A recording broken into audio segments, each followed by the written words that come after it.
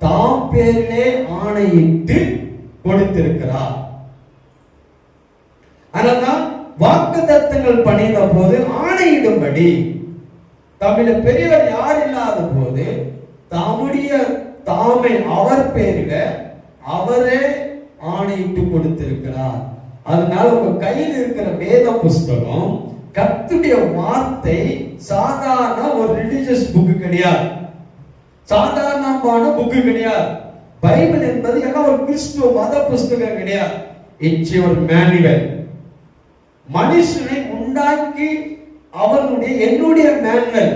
இப்ப வாழ்க்கை ஏன் இருக்குதுன்னா, என் வாழ்க்கை ஏன் இருக்குதுன்னா, என்னை உருவாக்கின தேவன் எனக்கு ஒரு மேனுவல் கொடுத்திருக்கிறார். அந்த மேனுவல் தான் உங்க கையில இருக்கிற பைபிள். இது புரியாதனாலதான் நம்முடைய வாழ்க்கை இப்படி இருக்குது. மேனுவலை படிச்சா எல்லாம் ப்ராடக்ட் பண்ணுவது அதோட கூட அந்த மேனுவலை பண்ணி கொடுத்துருவாங்க. சின்னது எதுவா இருக்கட்டும், நீங்க எந்த பொருள் எடுத்தாலும் அதுக்கு ஒரு மேனுவல் பண்ணியே பண்ணுவான். மேனுவல் இல்லாம எந்த ப்ராடக்டும் ஆகாது.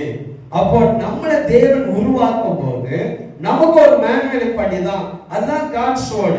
அப்போ வாக்குத்தத்தங்கள், கர்த்தருடைய தேவனுடைய வாக்குத்தத்தங்கள் எல்லாம், அந்த வாக்குத்தத்தத்தை கர்த்தருடைய பேர்ல, அவர் பேர்ல, அவருடைய பேர்ல ஆணையிட்டு சத்தியம் பண்ணி தமது பேர்ல தானே ஆணையிட்டு கொடுத்திருக்கிறார்.